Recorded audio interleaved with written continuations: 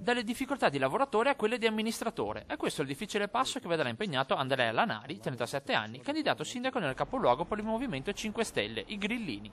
Lavoratore leader standard nel movimento da 5 anni, Lanari ha le idee chiare. A Belluno bisogna girare pagina. Vediamo come stanno andando le cose.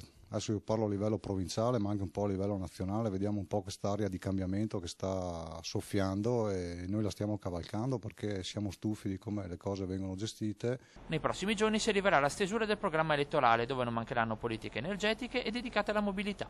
La rischiosa scelta di correre da soli e di non appoggiare i candidati che affronteranno l'eventuale ballottaggio è alla base dello statuto del movimento. Come dice Beppe Grillo, noi non siamo né di destra né di sinistra né del centro, siamo sopra, siamo avanti purtroppo per gli altri.